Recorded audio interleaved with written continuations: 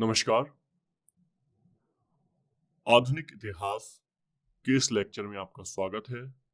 आज हम भारत के आधुनिक इतिहास की शुरुआत करेंगे और सबसे पहले हम देखेंगे यहाँ पे क्या कि कैसे यूरोपियन जो कंपनियां हुआ करती थी, यूरोपियन, इनका भारत में आगमन कैसे होता है। क्योंकि इनके आगमन के शुरुआत में तो हम ये नहीं कहेंगे कि इनके आगमन के साथ भारत का इतिहास शुरू हो जाता है, आधुनिक इतिहास शुरू हो जाता है, लेकिन इनके आगमन के बाद एक नए युग का प्रारंभ होता है। क्योंकि आपने इससे पहले देखा था कि कैसे भारत में मुगल काल आया, भारत एक सूत्र में जुड़ गया, फिर इसके बाद इसका पतन हो गया क्योंकि इसमें बहुत सारी नीतियां थी जिसमें औरंगजेब तो बहुत बहुत मुख्य कारक था पतन होने का। फिर इसके बाद हमने देखा कैसे क्षेत्रीय राज्य उपज के आए, जिसे बंगाल, हैदराबाद, मैसूर, कर्नाटक, अवध, ये सारे राज्य उपज के आए। और इसमें ऐसा ही एक राज्य था मराठा। मराठा तो मराठाओं ने फिर से भारत को एक सूत्र में बांध दिया। हालांकि 1761 का पानीपत का युद्ध हार जाने के कारण मराठा शक्ति क्षीण हो गई और इसी का लाभ अंग्रेजों को आगे चल के मिला। अगर मराठा युद्ध नहीं हारते तो शायद ही यूरोपियन इस देश में अपना साम्राज्य स्थापित कर पाते, लेकिन फिर भी हमारे लिए महत्वपूर्ण है कि इसके बाद यूरोपियन कंपनियों का आगमन हो जाता हो। और यूरोपियन कंपनियों का आगमन कब से शुरू होता है हम देखते हैं। सबसे पहले ऐसी एक कंपनी थी 1498 में, वास्को डी गामा के द्वारा भारत आने का निर्णय, भारत आ जाना। तो आइए इसकी पहले पृष्ठभूमि हम समझ लेते हैं आखिर कि यूरोपियों का आगमन क्यों हुआ भारत में और ये क्यों आए। तो देखिए साथियों, कहानी एक ऐसी है कि 1400, आप देखेंगे भारत और यूरोप का व्यापार, ये यूरोप है और ये भारत है, इसका व्यापार बहुत टाइम पहले से चलते आ रहा था। आप देखेंगे गुप्त युग में देखेंगे, इसके पहले यूनान के आने के साथ जब यूरोप के सिकंदर भारत आया था तो बहुत सारे नए रास्ते खुले थे। खैबर दर्जे से होकर आया था ये सिकंदर, तो बहुत सारे नए रास्ते ओपन हुए थे। इन नए रास्तों का फायदा ये हुआ था, बहुत सारे व्यापारी भारत से लगातार व्यापार करने लगे थे। इसी का हमें इतिहास मिलता है, प्लिनी नामक लेखक के बारे में हमें पता चलता है। यह कहता है जो गुप्त काल में व्यापार चलता था रोमन साम्राज्य का भारत से, तो इसने आंसू बहाए हुए, इसने कहा है कि बहुत भारत का जो जो यूरोप का जो पैसा है ना, ये छन छन का भारत जा रहा है और भारत से हमें सिर्फ काली मिर्च और कुछ मसाले प्राप्त हो रहे हैं। तो इसने आंसू बहाए हैं। तो ये उदाहरण है कि भारत और यूरोप का व्यापार बहुत प्राचीन काल से था। लेकिन आखिर क्या होता है, यूरोप में इस्लाम का आगमन हो जाता है और ऐसे में जो ये अरब का क्षेत्र था, यहाँ पे इस्लाम की प्रभु सत्ता हो जाती है। ये अरब का क्षेत्र पूरा तुर्की, इसको कुस्तुनतुनिया बोला जाता था उस समय, कॉन्स्टेंटिनोपल, तुर्की, कुस्तुनतुनिया। तो यहाँ पे जो तुर्की, इसको टर्की भी बोल सकते हैं हम, तुर्की, तो यहाँ पे तुर्क साम्राज्य का पूरा कब्जा हो जाता है। अगर वैसे कहें तो उस्मानिया साम्राज्य, उस्मानिया साम्राज्य का कब्जा हो जाता है। अब कुल मिला के जो यूरोप के व्यापारी थे, ये इनका भारत से व्यापार बंद हो जाता है। क्योंकि उस्मानिया साम्राज्य क्या करता था कि जो भी यूरोपीय व्यापारी ईसाई आते थे, यहाँ से गुजरना होता था उन्हें, तो उनको पकड़ के मुसलमान बना दिया जाता था, उनको उन पे अत्याचार किए जाते थे। तो इस तरीके से हम देखें तो यूरोप को अब चाहिए था कि कुछ वैकल्पिक मार्ग तैयार किए जाए और भारत के लिए यात्रा की जाए। आप ये देखेंगे यूरोप की लोकेशन है कुछ इस तरीके से, यहाँ पे आप अफ्रीका महाद्वीप आ जाएगा, यहाँ पे अफ्रीका महाद्वीप आ जाएगा और इस तरीके से इन्हें एक नए मार्ग की खोज करनी थी। क्योंकि यहाँ उस्मानिया साम्राज्य के कब्जे के कारण भारतीय व्यापार अवरुद्ध हो गया था। अब पूरे व्यापार का लाभ अरब उठा रहा था, अरब उठा रहा था, मुसलमान सिर्फ इस्लाम ही भारत के व्यापार का लाभ ले पा रहा था। इसी तरीके से स्पेन ने कुछ सांठगांठ कर ली और अरब व्यापारियों के थ्रू इसको तो फायदा हो रहा था स्पेन को, लेकिन बाकी जो पूरा यूरोप था इनको फायदा नहीं हो रहा था। और इस क्रम में पुर्तगाली, आप देखेंगे यूरोप के इस भाग में पुर्तगाल नाम का एक देश है, तो यहाँ से बहुत सारे व्यापारी पुर्तगाल से और स्पेन से भी बहुत सारे व्यापारी नए नए जहाजों की खोज करते हैं, नई टेक्नोलॉजी की खोज करते हैं। ये व्यापारी नहीं करते, ये तो नाविक हुआ करते थे, हालांकि अन्य लोग करते हैं जो उस समय पुनः जागरण क्योंकि हो जाता है। यूरोप में पुनर्जागरण हो जाता है। इसके परिणाम स्वरूप आप देखेंगे कंपास की खोज हो जाती है और भी नए उपकरणों की खोज हो जाती है। इन सब का फायदा उठाकर स्पेन से एक यात्री निकलता है कोलंबस। ये 1492 में निकलता है भारत की खोज करने के लिए। हालांकि भारत तो नहीं खोज पाता, लेकिन ये अमेरिका महाद्वीप खोज लेता है। और ये अमेरिका को जब खोज लेते हैं तो इनको बाद में पता चलता है कि ये तो हमने अमेरिका खोज लिया, भारत नहीं खोजा हमने। वहां पे रेड इंडियन मिलते हैं। और इसी क्रम में एक पुर्तगाली यात्री होता है, और ये पुर्तगाली यात्री होता है वास्को डी गामा। ये पहले यहाँ पे उत्तर महाद्वीप या फिर हम बोले कैप ऑफ गुड होप आता है। इसके बाद एक गुजराती व्यापारी के साथ ये भारत पहुंचता है। केरल के कालीकट तट पर पहुंचता है, कालीकट बंदरगाह। यहाँ पे एक जयमोनी नाम का शासक होता है, इसका स्वागत करता है। और 1498 में ये जो कोलम जो वास्को डी गामा होता है 1498 में भारत पहुंचता है। इसके बाद में यहाँ से कुछ मसाले और कुछ पदार्थ लेके वापस जाता है। वहां पे कई गुना दाम में बिकते हैं पुर्तगाल में। और आखिरकार ये दोबारा से व्यापार करने का निश्चय करते कि हम अभी इसी रास्ते से भारत के साथ व्यापार करेंगे। फिर आगे चल के आप देखेंगे यहाँ पे जो अफ्रीका है और ये मिस्र है, इसके बीच में एक सुएज नहर की शुरुआत हो जाती है। सुएज नहर बन जाती है। अंग्रेज इसमें बहुत महत्वपूर्ण कार्य करते हैं। और ये जो पूरा रास्ता था इतना लंबा चौड़ा, तो इसको ये कम हो जाता है, सुएज नहर के रास्ते व्यापार होने लगता है। तो कुल मिला के ये बहुत आगे की बात है, खैर इससे बाद में बात करेंगे। लेकिन यहाँ पे कुल मिला के पुर्तगालियों का भारत के साथ व्यापार शुरू हो जाता है। ये इसकी पृष्ठभूमि रही। तो बहुत सारे पुर्तगाली व्यापारियों का आगमन होता है। 1498 में तो हमने देख लिया, वास्को डी गामा आया और इसको जयमोनी ने इसका स्वागत भी किया। इसके बाद नए राजा आने लगते हैं। इसमें फ्रांसिस्को डी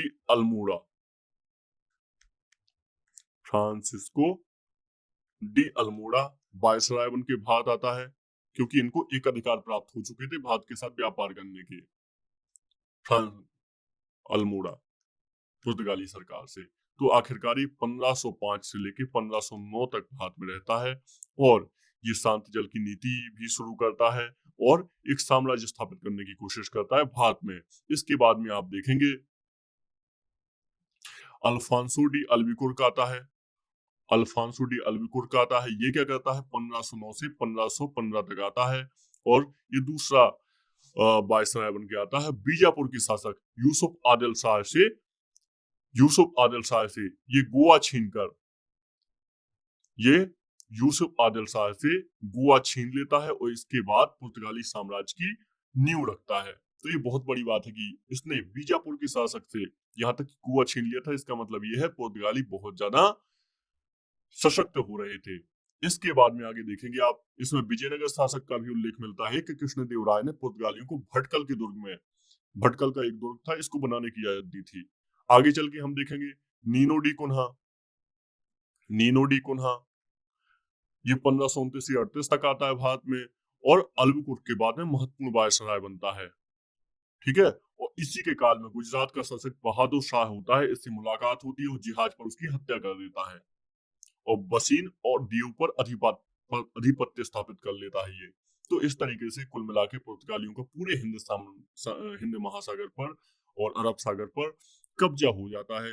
और एक ये व्यवस्था लागू करते हैं, कार्टेज पद्धति लागू करते हैं। इसका मतलब क्या होता है कि कुल मिला के आपको टैक्स देना होगा अगर आपको सागर के माध्यम से व्यापार करना है, शुल्क देना होगा। तो इस तरीके से हम देखते हैं पुर्तगालियों का कब्जा हो जाता है। पुर्तगाली हमारे देश में बहुत सारी चीजें लेके आते हैं। तंबाकू खेती ये पुर्तगालियों के कारण होती है, आलू की खेती, टमाटर की खेती और जहाज और निर्माण और प्रिंटिंग प्रेस की शुरुआत, ये सब पुर्तगालियों की देन है हमारे देश में, याद रखिएगा। चलिए, हालांकि ये थोड़ा सा इनके बारे में एक नेगेटिव चीज ये है कि बहुत ज्यादा असहिष्णु हुआ करते थे। इनका एक जो सबसे इम्पोर्टेंट मकसद था, ये था भारत देश में असहिष्णु हुआ करते थे, इंटॉलरेंस थी इनके अंदर। अपने धर्म के अलावा दूसरे के धर्म को नहीं देख सकते थे। इन्होंने मुगलों की तरह हिंदू रानियों से और हिंदू जो कन्याएं थी, यहाँ के हिंदू थे जो लोग, इनसे शादी करना शुरू कर दिया। बड़े बड़े हाथियों में बैठ के मुगल राजाओं की तरह नकल करना शुरू कर दी। इसके अलावा इनका एक घोषित अघोषित लक्ष्य था कि भारत में हमें ईसाई धर्म को फैलाना है। तो इस तरीके से इनकी रुचि हुआ करती थी ईसाई धर्म में, इसलिए पूरी तरह ये व्यापार में फोकस नहीं कर पाए और आखिरकार में इनका हम जानते हैं बाद में इनका पतन होता है। हालांकि ये एक ऐसे थे पुर्तगाली ऐसी शक्ति थी ये कि ये भारत में सबसे पहले आई। अगर 1498 ले लें इनकी तिथि, तो ये 1961 तक भारत में रहे। ये बहुत लंबा टाइम पीरियड है। 1954 में आप देखेंगे फ्रांसीसी भारत छोड़ के चले गए, लेकिन ये 1961 में ही छोड़ पाए। क्यों छोड़ पाए? क्योंकि इन्हें एक दम्भ था कि हम नाटो में सम्मिलित हैं, अगर आपने हम पे हमला किया तो नाटो पूरा आप पे आक्रमण कर देगा। इसके अलावा यूरोपीय शक्ति होने का इनको दम्भ था, तो इन्होंने गोवा पे कब्जा कर लिया था कि गोवा अब हमारा है, पुर्तगाली है गोवा, आप नहीं इसको ले सकते। हालांकि भारत ने ऑपरेशन किया, सेना को भेज दिया, पुलिस को भेज दिया और गोवा इनको छोड़ के भागना पड़ा गोवा। तो आप इस तरीके से देखेंगे तो पुर्तगाली भारत में आते हैं। इसके बाद में और बहुत सारी शक्तियों का आगमन होता है। इसके बाद में देखेंगे आप डच शक्ति भारत में आती है। डच कौन हुआ करते थे? डच हॉलैंड, मतलब इसको वर्तमान में अब नीदरलैंड कहा जाता है। तो नीदरलैंड के निवासी हुआ करते थे, ये भी भारत में आए थे। इनका भी यही उद्देश्य था कि भारत में व्यापार बढ़ाना है हमें। और आप देखेंगे 1602 में डच कंपनी तैयार हो जाती है, बन जाती है। और इनका जो साम्राज्य हुआ करता था, इनको राज्य करना था, जो इनको व्यापार करना था, इंडोनेशिया तक केंद्रित हुआ करता था इनका व्यापार। बाद में अंग्रेजों और भी कंपनियों के बीच में युद्ध होता है। ऐसे में डच कंपनी को भारत छोड़ना पड़ता है और आखिरकार ये पूरी तरीके से इंडोनेशिया और जो पूरब था, दक्षिण पूरब, साउथ ईस्ट एशिया, इस पे केंद्रित हो जाती है। यहीं पर ही अपना व्यापार करते हैं। इन्होंने अपनी पहली फैक्ट्री 1605 में मसूलीपट्टनम में स्थापित की। ठीक है, मसूलीपट्टनम में इन्होंने पहली अपनी फैक्ट्री भी स्थापित कर ली। हालांकि इन्होंने 1619 में इन्होंने जकार्ता को भी जीत लिया और यहाँ पे एक नगर की स्थापना की इन्होंने बैटेविया। तो इस तरीके से कुल मिलाकर और आगे चल के पुर्तगालियों से श्रीलंका भी जीत लिया। तो ये भी बहुत महत्वपूर्ण शक्ति थी। लेकिन आज हमारा जो मुख्य बात हमें करनी है, ये करनी है हमें ईस्ट इंडिया कंपनी पर या ब्रिटिश पर। तो आइए ब्रिटिश पर बात करते हैं सीधे। तो ब्रिटिश ईस्ट इंडिया कंपनी या फिर हम ईस्ट इंडिया कंपनी इसको ही बोले, इसका जो इसकी शुरुआत है ना, इसकी शुरुआत हुई थी 1599 में मर्चेंट एडवेंचर्स नाम से विख्यात कुछ व्यापारियों ने एक कंपनी की शुरुआत की। इस कंपनी का नाम था governor and company of merchant of London trading to the East India, ये इसका नाम हुआ करता था। लेकिन आखिरकार इसका नाम बाद में ईस्ट इंडिया कंपनी कर दिया गया। तो 31 दिसंबर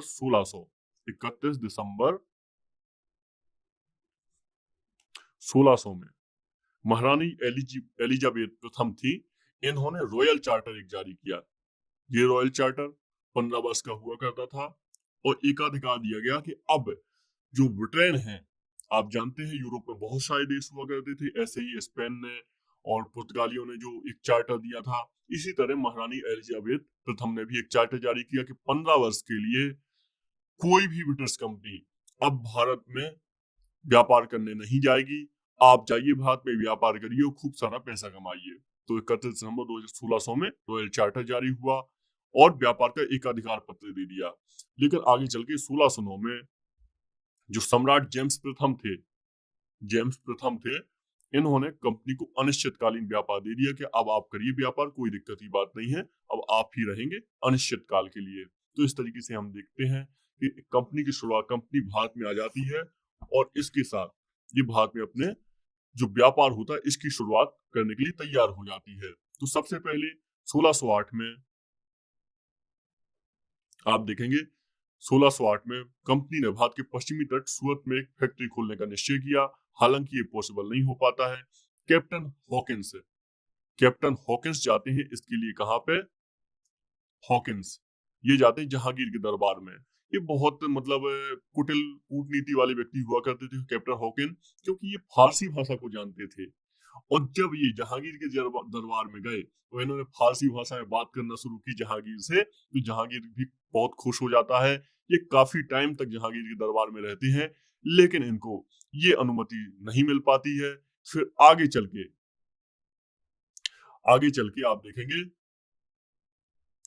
1611 में मुगल बादशाह जहांगीर के दरबार में कैप्टन मिडलटन पहुंचा और इसको अनुमति मिल जाती है। 1613 में आखिरकार सूरत में एक कारखाना, पहली फैक्ट्री खुलती है अंग्रेजों की। तो ये एक टाइमलाइन हो गई। और आखिरकार एक और आप देखेंगे 1615 में जेम्स प्रथम अपना दूध भेजते हैं टॉमस रो को। आपने इन दोनों का नाम जरूर सुना होगा, कैप्टन हॉकिंस और टॉमस रो, क्योंकि ये बहुत बड़े कूटनीतिक हुआ करते थे उस टाइम के। तो जहांगीर दरबार में आते हैं और इनका उद्देश्य था एक व्यापारी संधि करना। तो जो मुगल साम्राज्य था, तो इसके पूरे भाग में ये फैक्ट्रियां स्थापित करने का अधिकार पत्र जहांगीर से प्राप्त कर लेते हैं कि अब ये पूरे मुगल साम्राज्य में कहीं भी फैक्ट्री खोल सकते हो। यह कैसे मुमकिन हो पाया? ये मुमकिन इसलिए हो पाया क्योंकि इसके पहले अंग्रेज कैप्टन बेस्ट हुआ करते थे। अंग्रेज कैप्टन एक बेस्ट हुआ करते थे। इन्होंने सूरत के पास स्वावल्ली में पुर्तगाली जिहाजी बेड़े को पराजित कर दिया था। तो जहांगीर देखते हैं कि इतने शक्तिशाली कि इन्होंने पुर्तगालियों को पराजित कर दिया, क्योंकि मुगलों के लिए भी पुर्तगालियों को पराजित करना थोड़ा मुश्किल हो रहा था। तो ऐसे में जब ये पराजित कर देते हैं तो जहांगीर को कुछ बहुत सारी चीजें दिखाई देती हैं। जहांगीर को लगता है कि आगे हमारे काम भी ये लोग आएंगे। तो इस तरीके से क्या करता है जहांगीर, इनको अधिकार पत्र प्रदान कर देता है। पुर्तगालियों के एक अधिकार को भंग किया था अंग्रेजों ने, इसलिए ये खुश हो जाता है। क्योंकि ऐसे भी जिक्र आते हैं कि जहां पे मुगलों से भी जो टैक्स हुआ करता था, पुर्तगालियों ने लेने के लिए कहा था कि मुगलों से भी हम टैक्स लेंगे। और एक बार तो मुगलों और पुर्तगालियों में काफी बहुत ज्यादा अनबन हो गई थी। ऐसा लग रहा था कि अब युद्ध होगा, लेकिन फिर भी ऐसा कुछ नहीं हुआ, क्योंकि अकबर हो या फिर जहांगीर, इनका पूरा उद्देश्य था पुर्तगालियों की नौसेना को उपयोग करना चाहते थे। तो इस तरीके से हम आगे बढ़ते हैं और हम देखते हैं 1623 में अंग्रेजों ने सूरत, आगरा, अहमदाबाद, मसूलीपट्टनम जिसको मछलीपट्टनम कहा था, भड़ोच में अपनी व्यापारिक कोठी स्थापित कर लेते हैं और लगभग पूरे भारत में ये व्यापारिक कोठियों की शुरुआत कर लेते हैं। कोठियां पहले ऐसे ही हुआ करती नॉर्मल, फिर बाद में क्लेनुआ अपनी फैक्ट्री तैयार कर लेते हैं। दक्षिण भारत में अंग्रेजों की पहली फैक्ट्री की स्थापना 1611 में मसूलीपट्टनम में होती है। ये दक्षिण भारत की पहली फैक्ट्री थी। उत्तर भारत में सूरत में हम पहले ही बात कर चुके हैं। ठीक है, चलिए आइए और आगे बात करते हैं। कुछ हम यूरोपीय कंपनियों से संबंध व्यक्तियों के नाम बात की चर्चा कर लेते हैं, क्योंकि आपके एग्जाम में यहाँ से सीधे प्रश्न बनते हैं। ऐसे ही कुछ व्यक्ति हुआ करते थे। वास्को डी गामा के बारे में हम जान चुके हैं, पुर्तगाली यात्री भारत आने वाला पहले वास्को डी गामा पहला यात्री है। इसके अलावा हम कैब्राल नाम का हमें एक शब्द मिलता है, ये भी एक पुर्तगाली यात्री होगा था। दूसरा पुर्तगाली यात्री था भारत आने वाला। ठीक है, और इसके बाद कैप्टन हॉकिंस के बारे में अभी हमने बात की। ये प्रथम अंग्रेज दूत था जिसको जहांगीर से भेंट के लिए भेजा था जेम्स सम्राट ने, ब्रिटेन के सम्राट जेम्स प्रथम ने। ठीक है, ये गेराल्ड अंगियार के बारे में आप सुन लीजिए, यहां से प्रश्न बनते हैं। ये गेराल्ड अंगियार इसको बोलते हैं, और भी बहुत सारे शब्द चलते हैं, लेकिन आप ये नॉर्मल याद रखिए। ये बंबई का संस्थापक माना जाता है इसको, बंबई का संस्थापक। आगे चल के हम बात करेंगे कैसे पुर्तगालियों से बंबई अंग्रेजों की झोली में आ जाती है और कैसे जेम्स प्रथम पूरी बंबई को अंग्रेजों को, ईस्ट इंडिया कंपनी को समर्पित कर देते हैं। इसके बारे में हम आगे बात करेंगे। और जॉब चारनाक ये कलकत्ता का संस्थापक हुआ करता था, कलकत्ता। और इसमें क्या हो जाएगा, तो फ्रांसिस डे ये मद्रास का संस्थापक हो जाएगा, मद्रास। तो ये आप याद रखिएगा कुछ लोगों के बारे में। अब अंग्रेज आ जाते हैं, इसके बाद में हम बात करते हैं डेनिस कंपनी भी भारत में आती है।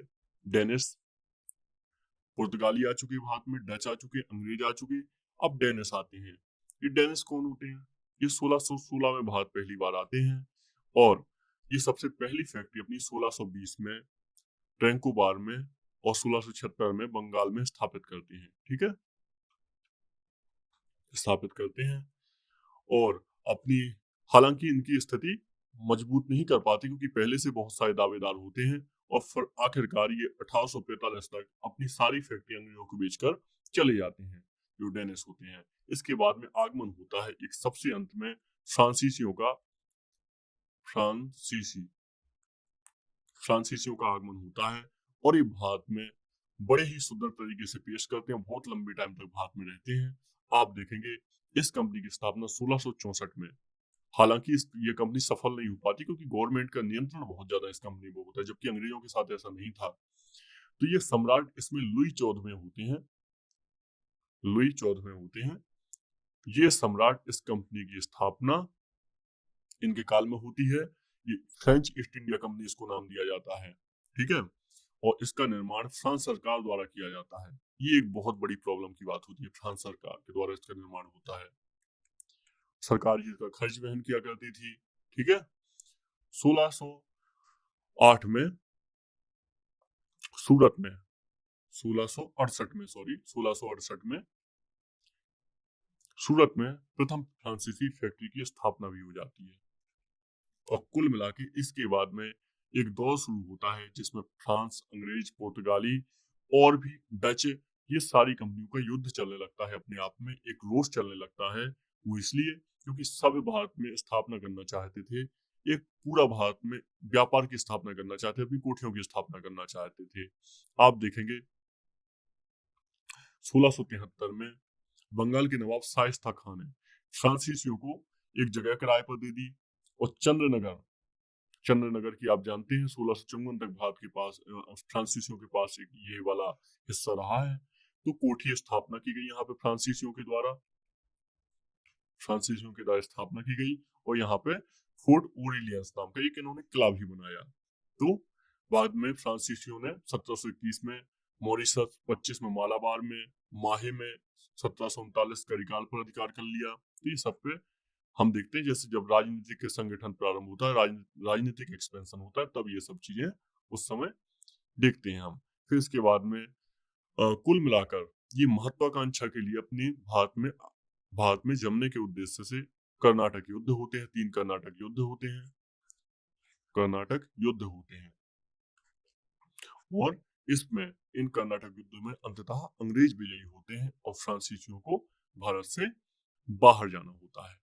कुछ फ्रांसीसियों गवर्नर के नाम भी आप देख लीजिए। इसमें एक गवर्नर था डुप्ले। ये डुप्ले बहुत ज्यादा महत्वपूर्ण था। क्यों?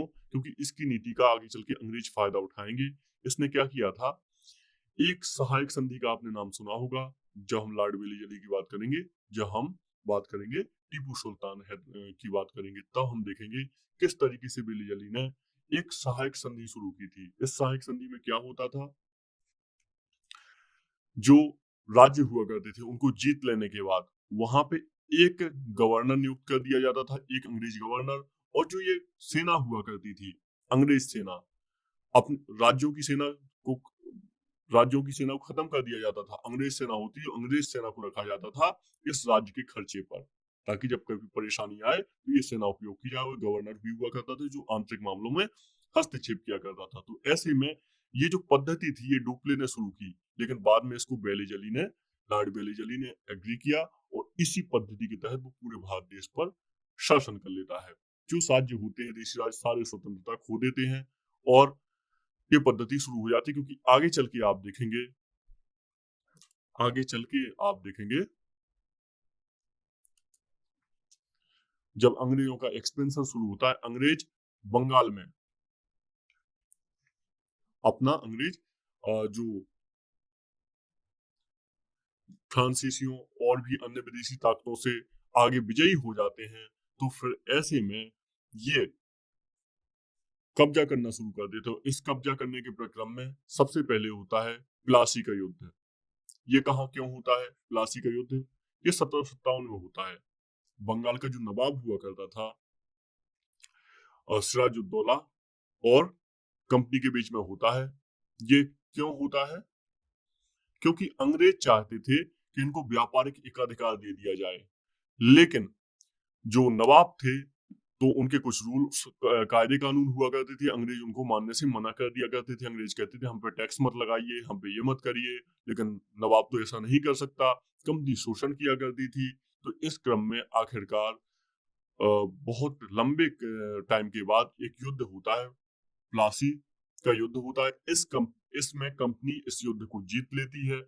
कंपनी हालांकि इसमें बहुत सारा ये चतुराई करती है और बहुत ही इसमें साजिश रचती है और आखिरकार इस युद्ध को जीत लेती है। फिर इसके बाद में कंपनी क्या करती है, कंपनी जो दीवानी अधिकार होते हैं, दीवानी इनको ले लेती है, लेकिन जो और अधिकार होते हैं राज्य चलाने का, ये नवाब के पास ही रहते हैं। ये नवाब के पास ही अधिकार रहते हैं, जबकि जितने वित्त राजस्व के अधिकार होते हैं ये सब कंपनी हासिल कर लेती है। तो ऐसे में बहुत सारा प्रॉब्लम चलता है, क्योंकि नवाब तो जनता के प्रति उत्तरदायी होता था। जब नवाब फिर क्या जनता को जवाब देगा, तो आगे चल के नवाब दूसरे बनते हैं। कंपनी देखती है कि सिराजुद्दौला के बाद कंपनी ने मीर जाफर को नवाब बनाया था, तो ये मीर जाफर कंपनी से कुछ प्रॉब्लम होने लगती है इनके बीच में। आखिरकार मीर कासिम नवाब बनता है, और आखिरकार जब मीर कासिम के साथ 1764 में ये एक संयुक्त युद्ध होता है, जिसमें अवध और मुगल सम्राट और मीर कासिम ये तीनों एक साथ युद्ध करते हैं 1764 में, और इस युद्ध को कहा जाता है बक्सर का युद्ध। जब ये बक्सर का युद्ध होता है, इसको कंपनी जीत लेती है, कंपनी विजयी हो जाती है इसमें। तो आखिरकार कंपनी खुद ही नवाब बनना तय करती है, और कंपनी बंगाल के दीवानी और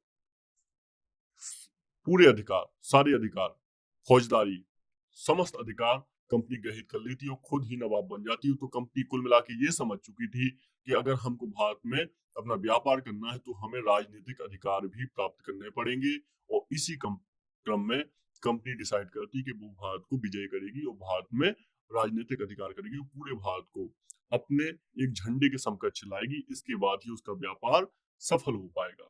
तो ये थी पृष्ठभूमि कि आखिर कंपनी ने कैसे भारत में व्यापार शुरू किया। ठीक है, याद रखिएगा। चलिए, तो ये हमने यहाँ तक समझा, कंपनी की पृष्ठभूमि समझी, हमने देखा कैसे उन्होंने बंगाल को पूरा विजित कर लिया। तो इसी क्रम में कंपनी के द्वारा बंगाल जीतने के बाद इसको भारत में और भी भागों में शासन करना था।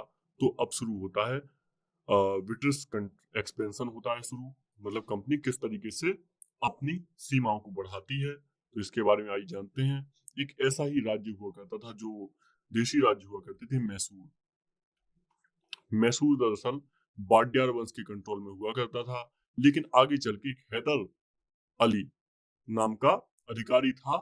ये सशक्त होता जाता है और आखिरकार ये खुद ही एक समय के बाद राजा बन जाता है। इसी का पुत्र हुआ करता था टीपू सुल्तान। टीपू सुल्तान का नाम सुना है, कर्नाटक में बहुत ज्यादा मशहूर है। तो टीपू सुल्तान हुआ करता था। ये दोनों ही अंग्रेजों से बहुत लोहा लेते हैं, इनकी बहुत सारी लड़ाइयां होती हैं, और ऐसे ही होता है एक प्रथम आंग्ल मैसूर युद्ध जो होता है हैदर अली, जो हैदर अली के खिलाफ होता ही युद्ध। और इसमें क्या होता है, इसमें मराठा तथा निजाम से अंग्रेज संधि कर लेते हैं और हैदर अली के विरुद्ध युद्ध करते हैं। तो हैदर अली के विरुद्ध विद्रोह कर युद्ध करते हैं। हालांकि इसमें निजाम बाद में हैदर अली के पक्ष में आ जाता है और इसमें अंग्रेजों को पराजित कर देता है। अंग्रेजों को ये पराजित कर देता है हैदर अली। ये बहुत बड़ी अंग्रेजों के लिए हार थी। क्यों? क्योंकि इसके पहले माना जाता था अंग्रेज अपराजय हैं, अंग्रेज अपराजय हैं, इनको कोई पराजित नहीं कर सकता। तो इस क्रम में जब ये सब खबरें पता चलती हैं तो भारत में कुछ यहाँ पे उत्साह आता है कि अंग्रेजों को अपराजय की धारणा ये टूटी। तो ऐसा माना जाता है। तो इसमें प्रथम आंग्ल मैसूर युद्ध में हैदर अली अंग्रेजों के बीच एक संधि होती है। इसको मद्रास की संधि कहा जाता है, मद्रास की संधि कहा जाता है इसको। तो इस संधि के अनुसार क्या किया गया, एक दूसरे के प्रदेशों को लौटा दिया गया। फिर इसके बाद द्वितीय आंग्ल मैसूर युद्ध होता है 1780 में। ये 1761 में हुआ था। जो हैदर अली का युद्ध था ये 1767 से 1769 के बीच में हुआ था। इसके बाद में 1780 से 84 के बीच में दूसरा युद्ध होता है। तो इस युद्ध में क्या होता है, जब मराठों ने हैदर अली के ऊपर आक्रमण किया था तो अंग्रेजों ने इसको सहायता नहीं दी थी हैदर अली को। तो इस तरीके से मद्रास की शर्तों का ये उल्लंघन माना गया 1769 की। और इस क्रम में आप देखते हैं हैदर अली ने कर्नाटक में अर्काट पर आक्रमण कर द्वितीय आंग्ल मैसूर युद्ध की शुरुआत की। और इस युद्ध में निजाम और मराठों ने उसका साथ दिया। अंग्रेज कर्नल बेली को और बुरी तरह परास्त कर दिया, अर्काट पर अधिकार कर लिया। तो कुल मिलाकर अंग्रेजों की पहली शुरुआत में हार होती है। ठीक है, और ये युद्ध बहुत लंबे टाइम तक चलता है। इसमें 1781 में फिर बाद में एक पोर्टो नोवा का युद्ध होता है। पोर्टो नोवा का युद्ध होता है और जिसमें हैदर अली पराजित हो जाता है। पोर्टो नोवा के युद्ध में हैदर अली पराजित हो जाता है और इस तरीके के साथ अंग्रेजों को ये सफलता मिल जाती है और हैदर अली की मृत्यु हो जाती है आखिरकार। इसमें टीपू भी आखिरकार में इसमें संधि कर लेता है। मंगलोर की संधि होती है टीपू सुल्तान के बीच में, क्योंकि हैदर अली की मृत्यु हो जाती है। तो आखिरकार टीपू आगे आता है, मंगलोर की संधि करता है अंग्रेजों के साथ और ये युद्ध समाप्त हो जाता है। अब तृतीय आंग्ल मैसूर युद्ध होता है और इसमें ये 1790 से लेके 1792 के बीच में होता है। 1792 के बीच में होता है ये तीसरा आंग्ल मैसूर युद्ध। और इस युद्ध में कुल मिलाकर टीपू त्रावणकोर पर आक्रमण कर देता है, क्योंकि जो त्रावणकोर का वंश था ये अंग्रेजों के अधीन माना जाता था। अंग्रेज इस पे अपना शासन स्थापित कर चुके थे और एक राजा को बना दिया था उन्होंने। अंततः अंग्रेज और टीपू के बीच आपसी खटास हो जाती है और कुल मिलाकर अंग्रेज और टीपू के बीच में लड़ाई होती है। क्योंकि इस युद्ध का एक तात्कालिक कारण ये भी माना जाता है कि टीपू ने क्या किया था। टीपू चाहता था कि अपने राजदूत जो हैं, ये जो ब्रिटेन में नेपोलियन है उसके पास सहायता के लिए भेजे और बोले कि नेपोलियन से सहायता मांगने के लिए इसने एक राजदूत भेजा था। हालांकि राजदूत बीच में पकड़ा गया और अंग्रेजों ने देखा कि टीपू तो सीधे नेपोलियन से सहायता पाना चाह रहा है, इसलिए अंग्रेजों ने फिर टीपू के साथ काफी युद्ध किया और टीपू इसमें हार गया। और चतुर्थ आंग्ल मैसूर युद्ध में आप देखेंगे 1799 में होता है। इसमें 1799 में टीपू पूरी तरह हार जाता है और आखिरकार अंग्रेजों के ऊपर सवाल होता है कि आपने एक राजा को मार दिया। ऐसे में वो बहुत सारी विद्रूपताएं फैलाते हैं, बोलते हैं कि टीपू ऐसा बुरा शासक था, उसने जनता को बहुत परेशान किया था, उसको हमें मारना पड़ा। तो कुल मिलाकर 4 युद्ध होते हैं मैसूर के साथ और अंग्रेजों के कब्जे में एक बहुत इंपॉर्टेंट राज्य आ जाता है यहाँ तक। तो हमने कुल मिला के यहाँ पे देखा अंग्रेजों ने कैसे एक्सपेंशन किया। बंगाल को जीता उन्होंने, मैसूर को जीत लिया उन्होंने और इसी तरीके से आगे चल के मराठाओं को भी जीत लेंगे वो और पूरे भारत पर लगभग अंग्रेजों का शासन हो जाएगा। फिर आगे चल के जो बेली जीती जले की सहायक संधि है, इसका क्रम आगे बढ़ता रहेगा और जो आगे के जो गवर्नर जनरल होंगे ये इसी तरीके की नीति का प्रयोग करेंगे 1857 तक। 1857 के बाद अंग्रेजों की नीति पूरी तरह बदल जाएगी। तो आज के लेक्चर में हमने बेसिकली ये देखा कि अंग्रेजों ने भारत में कब्जा किस तरीके से किया, भारत में कौन कौन शक्तियां आई और किस तरीके से उन्होंने भारत को पूरा कैप्चर कर लिया, पूरे इंडिया को धीरे धीरे कैप्चर कर लिया। पहले बंगाल कैप्चर किया, फिर मैसूर कैप्चर किया, फिर पूरा मराठा कैप्चर कर लिया। दिल्ली पहले ही कैप्चर कर चुके थे, अवध पहले ही कैप्चर कर चुके थे, क्योंकि 1764 में बक्सर के युद्ध में दोनों को हरा चुके थे ये।